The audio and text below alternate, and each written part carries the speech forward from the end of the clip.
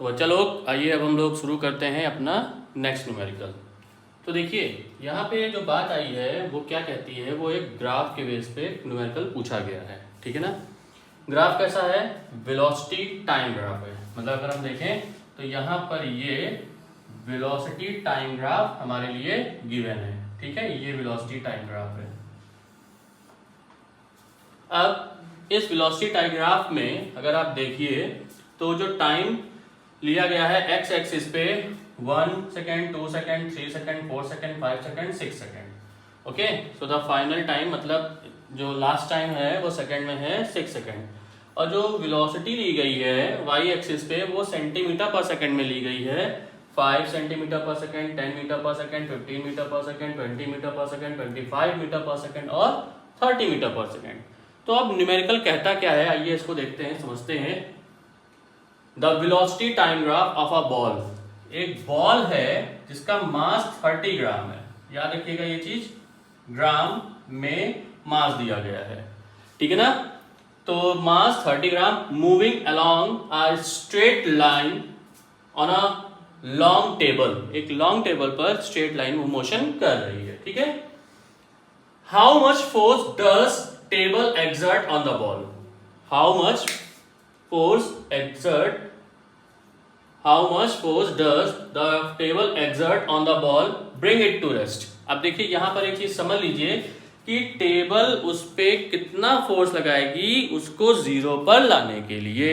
तो भाई साहब जब भी आप लोग समझ लीजिए कि ब्रिंग इट टू रेस्ट का मतलब ये होता है कि जो फाइनल वेलोसिटी है वो क्या हो गई है, वो जीरो हो गई है। क्या हो गई है, वो जीरो, ठीक है। तो अब हमारे पास जो ग्राफ गिवन है ये है वो ग्राफ वेलोसिटी टाइम ग्राफ। तो अब वेलोसिटी टाइम ग्राफ को अगर हम देखते हैं तो इसका मतलब यहां से अगर ऑब्जेक्ट जो मतलब था हमारा बॉल, उसने फाइनल इनिशियल वेलोसिटी गेन कर ली थी। यहां तक कितनी गेन कर ली थी, 30 मीटर पर सेंटीमीटर पर सेकेंड। देखिए गिवन है initial velocity u is equal to 30 centimetre per second, ठीक है ना, सेंटीमीटर पर सेकेंड।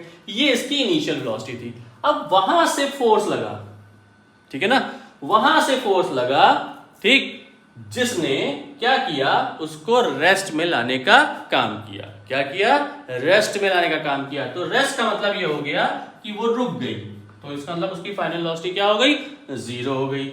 अच्छा, कितने टाइम इंटरवल तक लगा, देखिए भाई साहब t जो है वो 6 सेकेंड तक। मतलब अगर यहाँ पे हम देख रहे हैं तो यहां से स्टार्ट हुआ और यहां तक वो गया, टाइम आपका कितना है, 6 सेकेंड तक है। तो सीधी सी बात है, फोर्स हमें जब पता होना है तो फोर्स के लिए हमको क्या पता होता है, फोर्स निकालने के लिए हमको पता होता है फॉर्मूला ये, या तो ये फॉर्मूला होता है भाई। अब मोमेंटम का तो यहाँ कहीं कोई डिस्कशन हुआ नहीं है, सीधे सीधे उसने वेलोसिटी के बेस पे बात कही है, ठीक है। तो फोर्स का फॉर्मूला हमको क्या लगाना पड़ेगा, F is equal to ma। तो आइए देखिए यहाँ पर हमने क्या किया, एक्सेलरेशन के लिए हमने सीधा सीधा, क्योंकि टाइम वेलोसिटी टाइम ग्राफ है, तो हमने फर्स्ट इक्वेशन अप्लाई कर दी, a is equal to v minus u upon t. क्या अप्लाई कर दी, a is equal to v minus u upon t. Final velocity 0 थी, initial velocity 30 centimetre per second थी, टाइम 6 था, हमने इसको यहाँ पे वैल्यू रख दी, हमको मिल गई -5 सेंटीमीटर पर सेकेंड स्क्वायर। अब देखिए, चूंकि फोर्स यूनिट होती है न्यूटन, ठीक है ना, एमकेएस सिस्टम में, तो हमने एक्सेलरेशन को तुरंत कन्वर्ट किया किसमें, मीटर पर सेकेंड स्क्वायर में। तो देखिए क्या हो गया, -0.05 मीटर पर सेकेंड स्क्वायर। अब एक चीज समझिए, ये ग्राफ जो ऐसे आ रहा है ये क्या शो कर रहा है, ये शो कर रहा है किसको, रिटार्डेशन को। ये याद रखिएगा, ये किसको शो कर रहा है, ये रिटार्डेशन को शो कर रहा है। क्योंकि जो एक्सेलरेशन का ग्राफ होता है, अगर हम यहाँ ड्रा करें तो वेलोसिटी टाइम ग्राफ में वो इस तरीके से हमको मिलता है। याद रखिएगा ये चीज, ठीक है ना। अब जब हम बात करते हैं फोर्स की, तो फोर्स का फॉर्मूला जो होता है वो F is equal to ma होता है। अच्छा, m फिर से हमारा सीजीएस सिस्टम में है भाई, 30 ग्राम। तब हम क्या करेंगे, 30 ग्राम को तुरंत हम किलोग्राम में चेंज करेंगे, तो 30/1000। तो देखिए 30/1000 इंटू -0.05।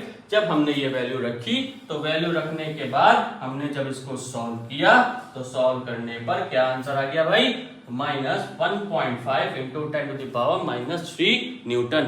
ये कौन सा फोर्स है जो कि इनिशियल वेलोसिटी को 0 कर रहा है फाइनल वेलोसिटी में, तो ये भी फोर्स हमारा कैसा हो गया, रिटार्डिंग फोर्स हो गया। कैसा फोर्स हो गया ये, रिटार्डिंग फोर्स। ठीक है, उम्मीद करता हूं आपको ये समझ में आया होगा। ठीक है, तो अब एक चीज समझ लीजिए, बार बार मैं कह रहा हूं कि जब भी न्यूमेरिकल गिवन हो उसकी लैंग्वेज को अच्छे से समझें कि न्यूमेरिकल कहता क्या है, फिर न्यूमेरिकल में क्या गिवन है, न्यूमेरिकल में क्या फाइंड करना है, फिर कौन सी इक्वेशन हमको अप्लाई करनी है, ये हम जान जाएंगे। और ग्राफ के क्वेश्चंस में तो एक चीज बहुत अच्छी चीज है कि सब चीज ग्राफ से ही डिस्कस हो जाती है। समझ में आ गया ना? तो इस तरीके से आप न्यूमेरिकल को लगाइएगा। ओके।